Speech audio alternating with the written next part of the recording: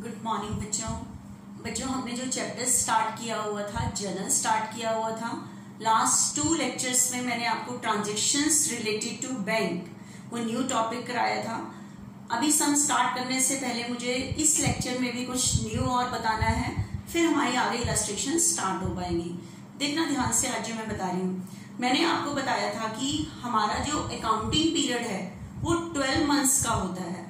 कैसे कि अगर हमारा जो सेशन स्टार्ट हुआ है वो 1 अप्रैल 2018 से स्टार्ट हुआ है, तो पूरे साल हम अकाउंट मेंटेन करते हैं, ट्रांजैक्शंस को रिकॉर्ड करते हैं, पूरे ईयर रिकॉर्ड करते हैं। ठीक है, स्टार्ट है 1 अप्रैल 2018, तो इसकी एंडिंग डेट जो होगी बच्चे वो होगी 31 मार्च 2019 होगी। ठीक है, क्या होता है पूरे 12 मंथ्स अप्रैल टू मार्च पूरे ईयर हमने ट्रांजैक्शंस को रिकॉर्ड किया and we maintain the accounts of business. हमने बिजनेस के अकाउंट्स मेंटेन किए। ठीक है, and at the end of year the businessman want to know that the profit and loss of business, वो business का profit और loss जानना चाहता है। तो at the end of year we close our account, कि हम अपने अकाउंट को क्या करते हैं, क्लोज करते हैं। तो क्लोज कैसे करते हैं, ध्यान से सुनना। मैंने आपको बताया था according to American system there are 5 types of accounts: assets account, capital account, liabilities account, expense account and income account. तो आपको पता है जब at the end of year businessman अपना प्रॉफिट निकालना चाहता है तो इन 2 चीजों का यूज करता है। पूरे साल की इनकम कितनी थी, पूरे साल के एक्सपेंस कितने थे। तो प्रॉफिट एंड लॉस जानने के लिए कि बिजनेस में प्रॉफिट हुआ या लॉस हुआ, ये जानने के लिए एक अकाउंट बनता है बच्चे, profit and loss account. Profit and loss account, ये प्रॉफिट एंड लॉस अकाउंट कैसे बनना है ये भी हमारा आगे चैप्टर आएगा, उसको मुझे अभी डीप में नहीं बताना, जब चैप्टर आएगा तभी बताऊंगी कि कैसे होगा। तो क्या होता है, ये एक्सपेंसेस ये एक साइड चले जाते हैं, ये इनकम एक साइड चली जाती है। कैसे जाती है वो बात की बात, यहां से ये प्रॉफिट कैलकुलेट हो जाता है एक्सपेंसेस और इनकम से।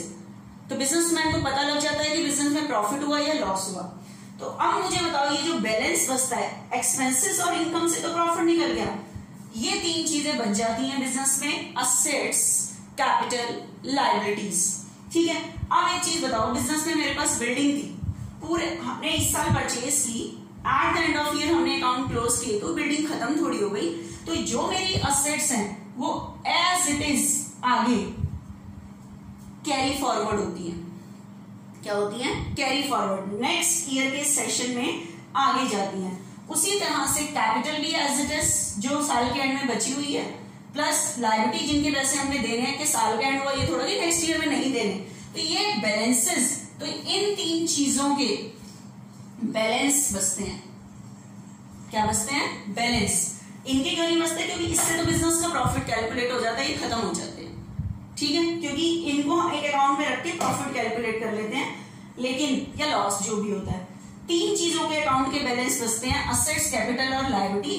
तो इनको हमें नेक्स्ट ईयर के जब हम अकाउंट स्टार्ट करेंगे, देखो 31 मार्च 2019 को एंड हुआ, तो 1 अप्रैल जब नया सेशन स्टार्ट होगा 1 अप्रैल 2019, तो उस डेट पर ये जो बैलेंसेस इस डेट पे बचे हैं, इन बैलेंसेस की नेक्स्ट डेट पे एक एंट्री की जाती है जिसे कहते हैं ओपनिंग एंट्री।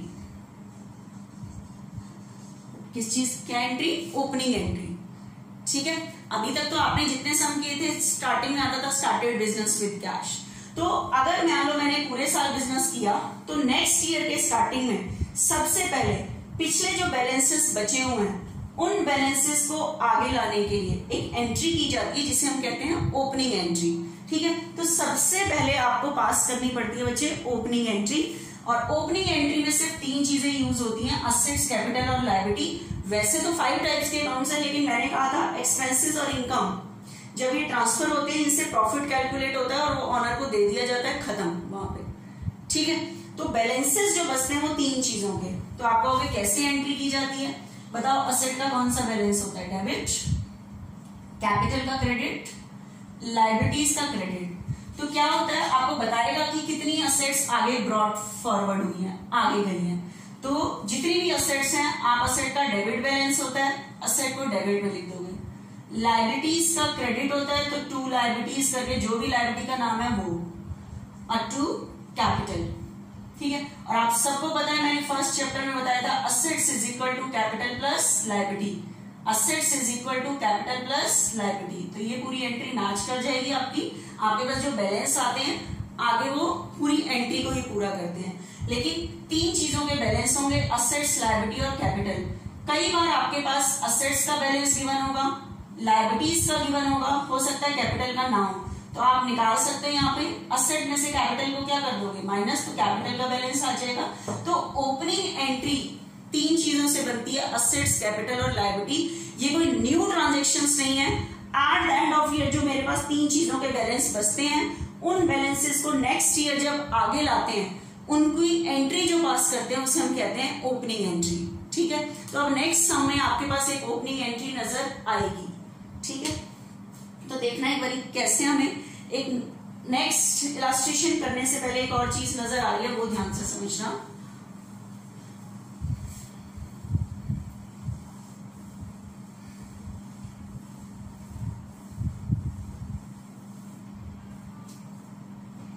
एक टॉपिक आ रहा है बच्चे, बैड डेट्स।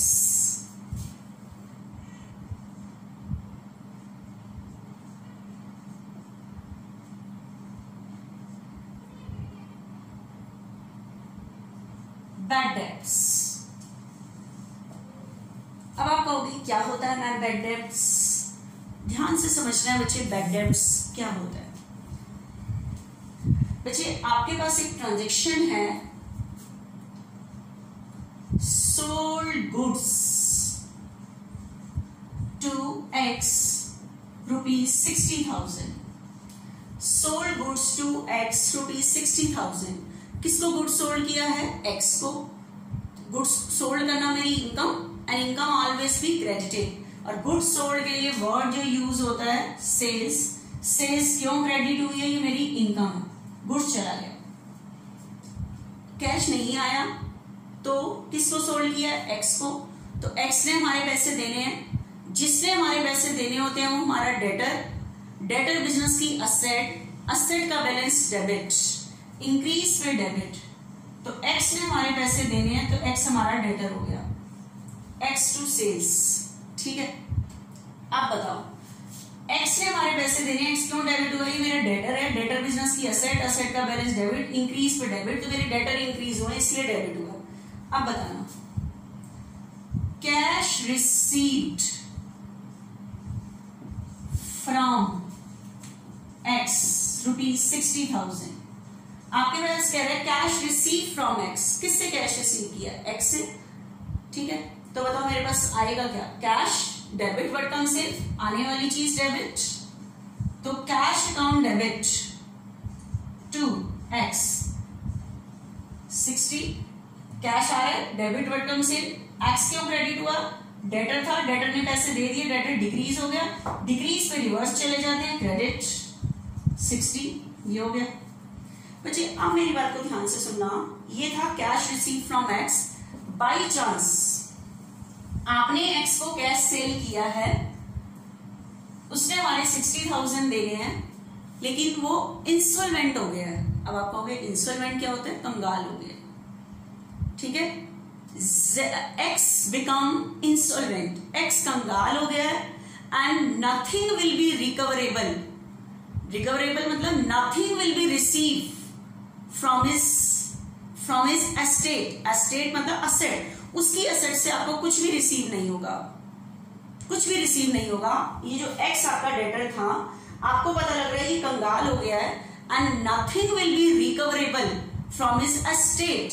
आपके पास ट्रांजेक्शन है, x become instalment and nothing will be recoverable, nothing will be recoverable, nothing will be recoverable from his estate। Estate मतलब असेट, उसकी असेट से कुछ भी। एक्स बिकम इंस्टॉलमेंट, एक्स कंगाल हो गया है, and nothing will be recoverable मतलब रिसीव, कुछ भी रिसीव नहीं होगा फ्रॉम हिज एस्टेट, उसकी एसेट से कुछ भी रिसीव नहीं होगा। ठीक है, तो अब मुझे बताओ एक्स ने मेरे पैसे देने थे और अब वो कंगाल हो गया, वो रिसीव नहीं होंगे, तो बताओ मेरे डेटर ने मुझे पैसे देने थे, अब वो पैसे रिसीव ही नहीं होंगे, तो ये मेरे लिए प्रॉफिट है या लॉस है? लॉस।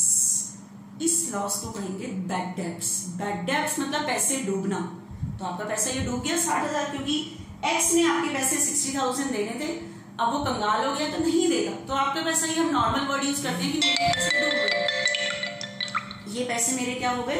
डूब गए। ठीक है, ये पैसे मेरे डूब गए, तो ये जो डूबे मेरे पैसे, ये मेरे लिए क्या है? Loss, and loss always be debited according to nominal account, loss always be debited, ये लॉस हो गया मेरे लिए। तो अब इसकी एंट्री क्या होती है? ये जो बैड डेट्स है इसकी एंट्री क्या होती है? तो आप ध्यान से सुनना। बैड डेट्स, पहले तो बैड डेट्स का मीनिंग समझो। बैड डेट्स क्या होता है? If any debtor is unable to pay the if any debtor is unable to pay his amount due, अगर कोई डेटर अपनी ड्यू अमाउंट देने में अनेबल हो जाता है, उस अमाउंट को कहते हैं बैड डेट्स। ये पैसे बैड डेट्स हो गए। तो बैड डेट्स की एंट्री कैसे करते हैं? बैड डेट्स, पैसे डूबना, ठीक है, डूब गए ये पैसे। तो आप बताओ, अगर मुझे एक्स से पैसे रिसीव हो जाते तो मैं एंट्री करती cash account debit to X 60, cash आ रहा है और एक्स क्यों डेबिट हुआ है? डेटर डिक्रीज हो गए। अब बताओ, बैड डेट्स के केस में आपको पता है एक्स डेबिट है, अब आपको ये पैसे रिसीव ही नहीं होंगे क्योंकि वो बैड डेट्स हो गया है। तो डेटर डेबिट है, डिक्रीज पे क्रेडिट, डेटर तो डिक्रीज हुए हैं, ठीक है, लेकिन कैश नहीं आया। मेरे डेटर तो डिक्रीज होंगे क्योंकि अब ये पैसे रिसीव होने ही है, लेकिन ये जो पैसे अब रिसीव नहीं होंगे, ये मेरे लिए लॉस है, and loss always be debited, और इस लॉस का नाम आप दोगे बैड डेट्स। कैश रिसीव हो जाता तो cash to x, x debtor तो तब भी डिक्रीज होंगे क्योंकि डेटर डेबिट था, डिक्रीज पे क्रेडिट, कैश आ जाता तो ठीक है, नहीं आ रहा तो ये मेरे लिए लॉस हो गया, बैड डेट्स। तो बैड डेट्स की एंट्री बन रही है बच्चे, bad debts account debit to x, ठीक है। अब देखना, आपके पास ट्रांजेक्शन है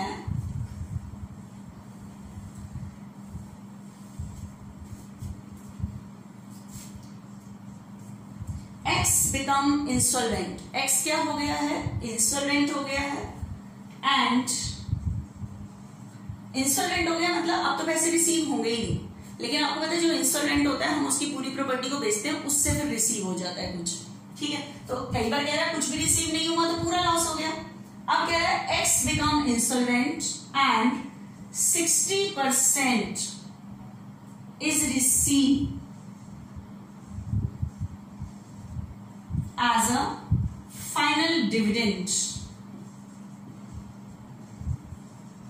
मतलब X become installment, X installment हो गया, 60% is receive as a final dividend. Final dividend का यह मीनिंग है, मतलब फाइनली जो टोटल हमें उसकी असेट से रिसीव हुआ है वो सिर्फ 60% अमाउंट रिसीव हुई है, जितने उसने पैसे देने थे उसका 60% रिसीव हुआ है। इंस्टॉलमेंट हो गया, इसका मतलब आज के बाद तो रिसीव होगा ही नहीं क्योंकि वो कंगाल हो गया है। तो अब क्या होगा? तो बताओ एक्स ने हमारे कितने देने थे? 60, कितने परसेंट रिसीव हो गया? 60%। तो 60 में से 60% मतलब 36 तो रिसीव हो गया, ठीक है, इतने परसेंट तो क्या हो गया? रिसीव हो गया है, ठीक है। तो अब मुझे बताओ कितना रिसीव नहीं हुआ? 24 नहीं हुआ, और ये होगा भी नहीं, तो ये मेरे लिए क्या है? लॉस, और इस लॉस का नाम क्या रखते हैं? बैड डेट्स, बैड डेट्स रखते हैं, ठीक है। तो अब इसकी एंट्री क्या बनेगी जब कुछ पैसे रिसीव हो रहे हैं? तो मुझे बताओ 60 में से कितने रिसीव हो रहे हैं? 36, तो कैश अकाउंट डेबिट, कैश मेरे पास 36 आ रहा है, ठीक है, कितना नहीं आएगा? 24, ये पैसे बैड डेट्स हो गए, ये मेरे लिए लॉस है, and loss always be debited, loss का नाम क्या रखोगे? Bad debts. Bad debts account debit 24 2x। ये x क्यों क्रेडिट हुआ? तो बताओ, x मेरे पास डेटर था, ये डिक्रीज पे क्रेडिट हो गया क्योंकि आज के बाद मेरा इससे कोई कॉन्टेक्ट तो नहीं है। 36 इसने दे दिया, उतना कैश आ गया। 24 अब देगा भी नहीं, ये मेरे लिए लॉस हो गया। ठीक है, तो अगर रिसीव हो जाता है तो cash account debit to debtor, receive नहीं होता, इंसॉल्वेंट हो गया, तो bad debts account debit to debtor. तो ये एंट्री पास होती है हमारी। ठीक है, अब देखना नेक्स्ट।